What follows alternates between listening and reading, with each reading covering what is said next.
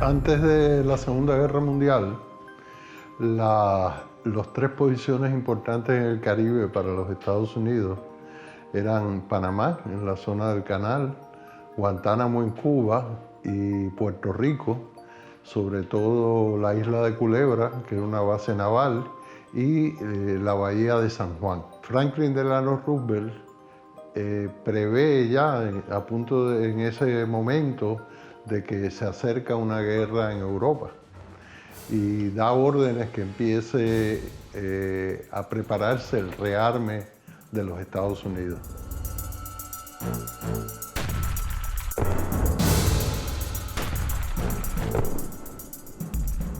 En el caso de Puerto Rico, para fines de 1938, se hace un estudio de las necesidades de bases de los Estados Unidos y se recomienda que se construya una base naval en San Juan, que es la base de Isla Grande.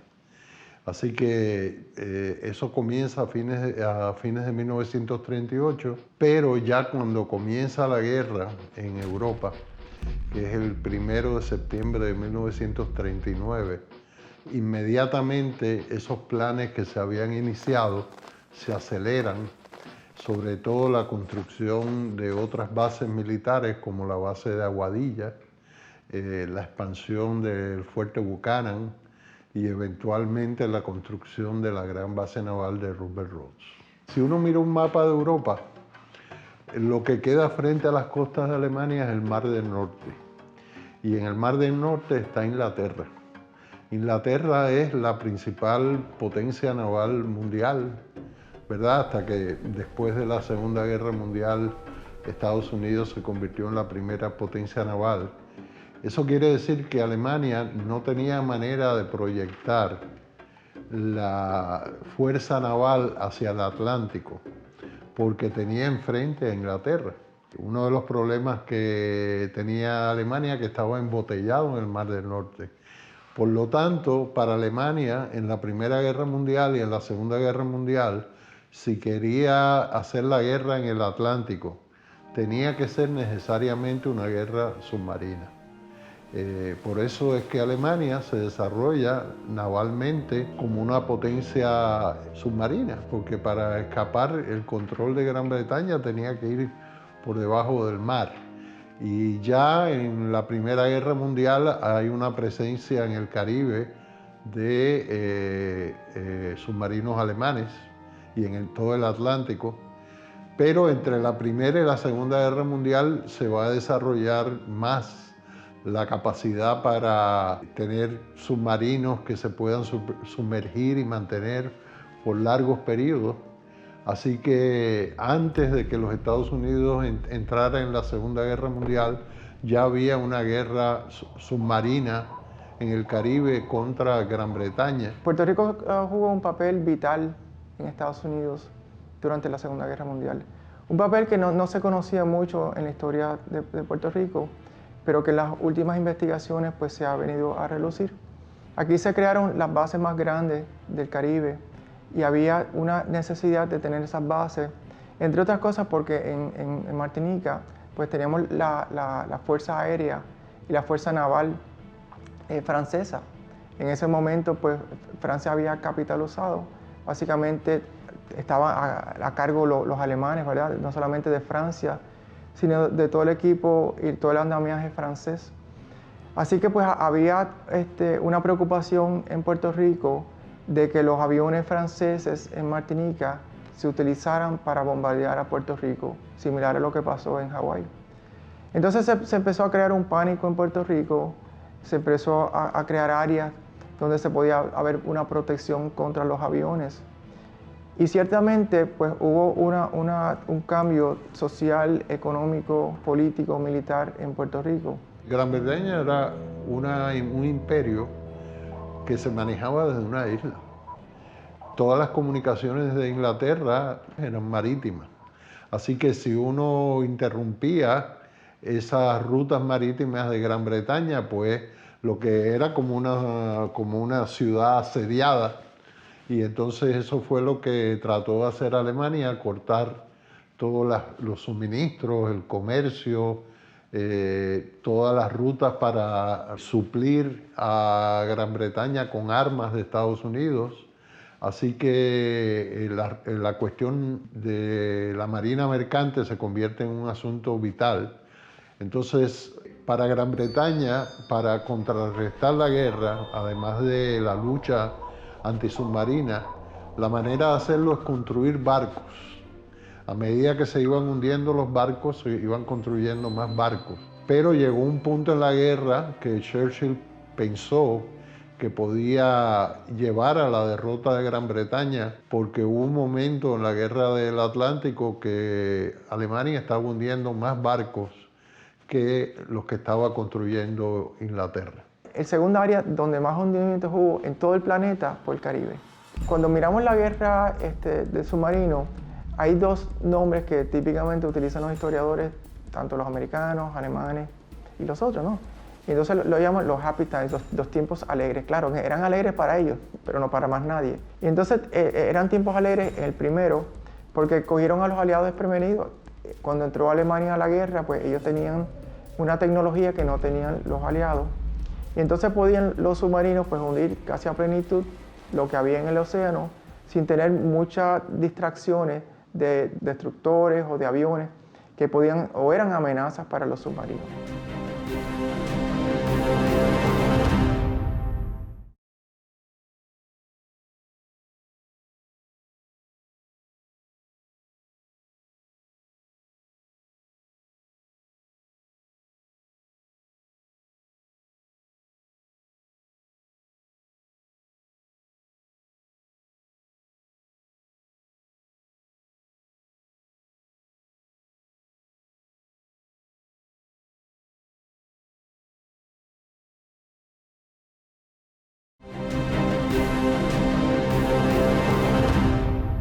Obviamente, pues la tecnología avanzó, los alemanes tuvieron que hacer ciertas modificaciones porque ya empezaron a hundir más este submarino. Y cuando entra los Estados Unidos a la guerra, pues entra el Second Happy Times, o sea, los segundos tiempos alegres de los alemanes. La guerra que se libró en el Caribe es una guerra submarina. Aquí no hay una guerra tipo Europa donde hay ejércitos invadiendo, o las Filipinas, ese tipo de cosas. Es otro tipo de guerra. Y es una guerra hasta cierto punto silente. Ciertamente no silente para el barco a la cual torpedearon, pero silente para las personas que no han visto el proceso y lo leen en un periódico. De ese punto es silente. Es interesante porque aquí habían pocos submarinos. Realmente lo más que había en un momento dado eran 7 submarinos alemanes. Entonces uno se pregunta, bueno, ¿y cómo es posible que 7 submarinos alemanes en su momento, porque no necesariamente todos están en ese mismo momento, hayan causado tantos hundimientos, tantos dolores de cabeza a estas islas? Y la razón es que a pesar de las bases, a pesar de esas 1.2 billones de dólares que se invirtió en bases, Puerto Rico y el Caribe y Estados Unidos no estaba preparado para esta guerra. Ellos visualizaban una guerra tipo Primera Guerra Mundial con los barcos grandes, pero no visualizaban una guerra submarina, una guerra donde tú no ves el enemigo, lo sientes cuando te torpedean. Entonces, por ende, cuando empezó la guerra, Puerto Rico no estaba preparado, no habían los aviones que llegaran a buscar los submarinos, no habían los armamentos para hundir los submarinos, no habían los convoys, no habían los destructores. Y por ende los submarinos, le llaman los Second Happy Times en inglés, podían estar a la superficie cogiendo sol, estando como si estuvieran de vacaciones en la playa, y sencillamente podían hundir los barcos sin mucho problema, porque sabían que las posibilidades de que los hundieran a ellos inicialmente eran cero. Ellos conocían el abasto de petróleo que había en Venezuela, conocían las refinerías que habían en diferentes islas de aquí. Las conocían porque ellos les compraban ese petróleo. Parte de ese petróleo, previo a que Estados Unidos entrara a la guerra, se utilizaba para las fuerzas aéreas alemanas. O sea que ellos conocían muy bien el área. Y aparte de eso, pues invadieron a Francia, o sea que también tenían las posesiones francesas, holandesas que hay en el Caribe. O sea que número uno lo conocían. Lo conocían personalmente en algunos casos, lo conocían profesionalmente, lo conocían en el ámbito de negocio. Y sabían que ese petróleo no iba para ellos ahora, iba para Inglaterra. Y en algunos casos pues para Estados Unidos. O sea, para ellos eliminar el suministro de petróleo era muy importante. Por otro lado, habían soldados y había otros suministros que iban para Europa. Por ejemplo, a través del canal de Panamá podrían ir de una costa de Estados Unidos a la otra costa de Estados Unidos. Y ellos estaban ahí específicamente para mirar qué barcos podían pasar por el canal, por esta área del Caribe, y entonces asegurarse que no llegaran al sitio que se supone que llegaran. A principios de 1939, para febrero o marzo del 1939, hubo una gran maniobra militar que se llamó Fleet Problem 20. En esa maniobra militar estuvo Franklin Delano Roosevelt, hubo 4 almirantes estadounidenses y se reunieron en Culebra. Hay una foto de ellos en el Houston, donde estaba Roosevelt con los 4 almirantes, y esa maniobra fue muy importante porque cuando estaban regresando, Roosevelt estaba regresando a los Estados Unidos en el Houston y va pasando por frente a San Juan, le dice al jefe de operaciones navales, que era el oficial más alto de la Marina de Guerra, le dijo: tú vas a ser gobernador de esa isla. Y ese era William D. Leahy. Y el propósito, obviamente, de Roosevelt era encomendarle a Leahy que preparara a Puerto Rico como un baluarte durante la Segunda Guerra Mundial. Parte de esa maniobra que hubo mostró que Puerto Rico estaba muy vulnerable porque aquí casi no había defensas militares de los Estados Unidos, así que era necesario preparar a la isla, y de ahí es que comienza todo este gran proyecto de construcción militar. Y lo otro es que obviamente ya Roosevelt había tomado la decisión de que no quería Winship a cargo de la gobernación durante el periodo de la guerra. El 10º Distrito Naval se crea durante la Segunda Guerra Mundial y crean también el Departamento del Ejército de Puerto Rico, el Puerto Rico Department. Entonces, esos 2 comandantes, junto con el gobernador, eran los que se ocupaban al más alto nivel de la cuestión de la seguridad. Pero había otras agencias, por ejemplo, la Defensa Civil jugaba también un papel militar, la Guardia Nacional. Así que había un conjunto de funcionarios federales y del gobierno de Puerto Rico que eran los que manejaban la seguridad durante la Segunda Guerra Mundial. Pero el más importante era el comandante del 10º Distrito Naval, porque como Puerto Rico era sobre todo un baluarte naval, más que del ejército, pues ese comandante tenía mucho poder en Puerto Rico.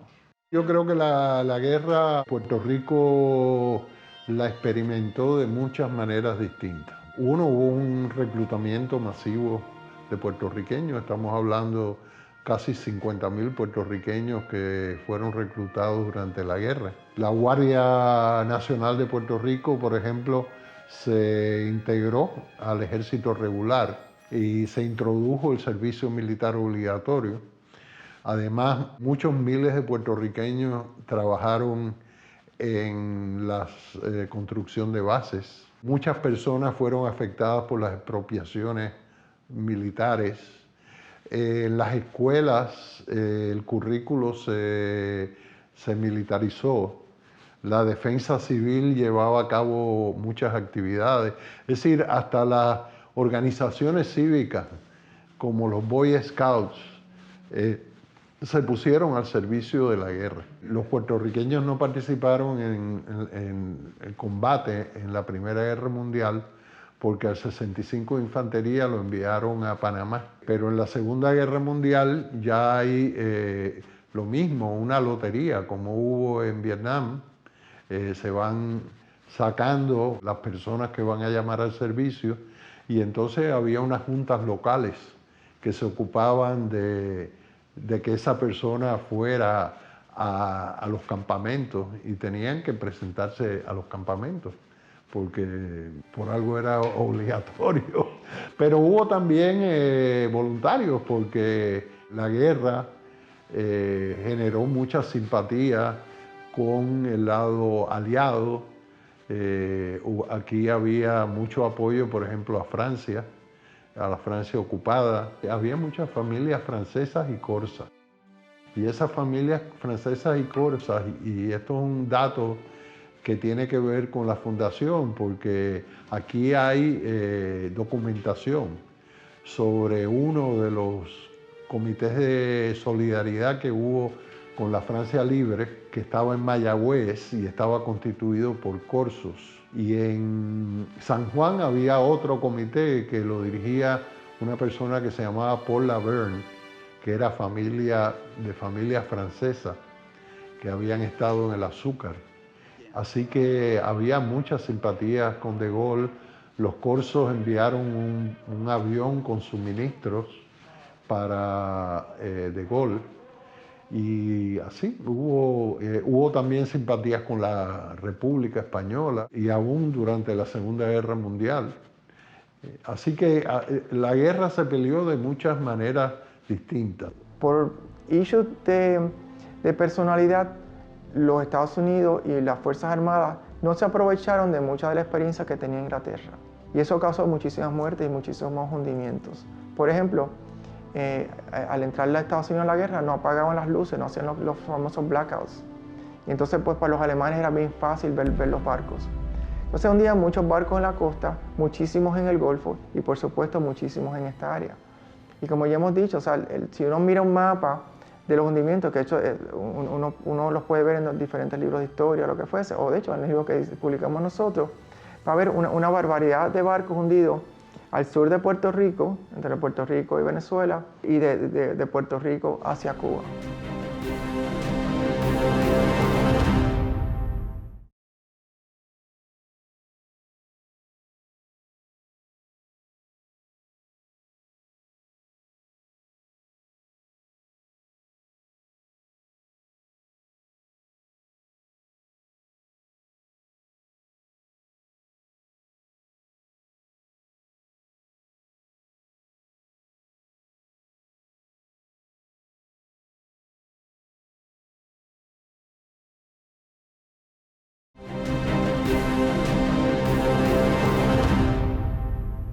En las islas pequeñas del Caribe Oriental hay mucha memoria de la guerra porque se veían muy cerca los submarinos.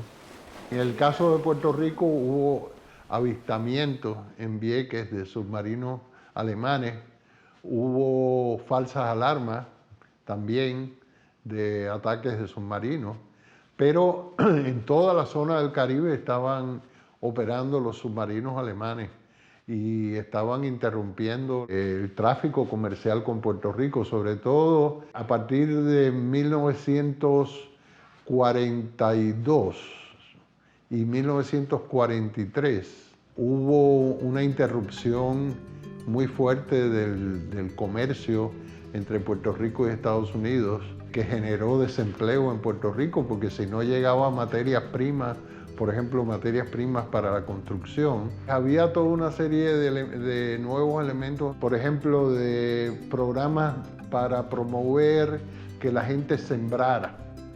Y eso puede parecer como una medida que no tenía que ver con la guerra, pero sí, porque en la medida en que Puerto Rico estaba bloqueado por los submarinos, pues era necesario promover la producción de alimentos. Tocqueville fue muy importante en eso. En la comida, porque mucha de la comida en Puerto Rico, tanto hoy como ayer, pues era importada. Lo que se trató de hacer entonces es decir, pues vamos a crear diferentes proyectos de siembra. Y entonces se crearon diferentes proyectos donde personas que tenían una cuerda o dos cuerdas, pues intentaban sembrar cosechas, ¿no? Para depender menos de la poca importación que había. Y de esa forma pues se fue defendiendo la población, comiendo menos, pero comiendo. No llegaban alimentos y no solo eso, Puerto Rico era productor de azúcar y entonces el problema que tenía es que no se podía exportar azúcar. Así que hubo un impacto económico muy grande durante la guerra. Si uno lee las memorias de Tocqueville, por ejemplo, ahí está toda una preocupación con la cuestión de los precios de los alimentos, de la inflación, de que hubiera suministros para la población, la producción de alimentos también, como habíamos mencionado. Así que sí hubo un impacto económico en la vida cotidiana de todos los puertorriqueños. Pero también hubo campañas para vender bonos de guerra que se hacía a través de las escuelas. Se celebraban mucho fechas patrióticas de Estados Unidos, se enfatizaba la lealtad a los Estados Unidos. Es decir, hubo una militarización de las escuelas en Puerto Rico y de todas las instituciones. Como parte de los estudios que yo hice, tuve la oportunidad de ver los estados financieros y analizar los estados financieros de los bancos puertorriqueños, el Banco Crédito, el Banco de Ponce y el Banco Popular. Y entonces vi que los ingresos de esos tres bancos había subido a un nivel grandísimo en estos años, o sea, a nivel de 2, 3, 4, 5 veces el ingreso previo a la guerra. Entonces lo que pasa es que al no haber movimiento económico, pues el dinero que había se depositaba en el banco. Los bancos, en lo que llaman en inglés demand deposit, entonces ellos cogían ese dinero y lo invertían en bonos de guerra, lo que llaman war bonds, y esos bonos daban el 4%, y esos bonos estaban seguros. Así que tenían un margen de ganancia increíblemente grande con unos niveles de riesgo muy bajitos. O sea que esa industria progresó muchísimo y de hecho después de la guerra pues siguió progresando. Por el lado económico, ¿verdad? La guerra tuvo mucho impacto en la economía de Puerto Rico. Uno de los aspectos fue que entró mucho dinero para la construcción de las bases militares y se generaron muchos empleos. Pero también las fábricas de whisky en los Estados Unidos se transformaron en fábricas para producir alcohol para propósitos militares. Entonces había una escasez de whisky y quien llena ese mercado de alcohol en parte es el ron puertorriqueño, también el ron cubano, porque durante esa época la Bacardí se aprovecha de esa coyuntura que había para penetrar el mercado. Así que hubo un boom grande de la producción de ron para el mercado de Estados Unidos y como los impuestos del ron se acumularon durante la guerra, porque esa fue una de las aportaciones que hizo el gobierno de Puerto Rico al esfuerzo de guerra de Estados Unidos, no pedir que le devolvieran durante el periodo de guerra los impuestos del ron.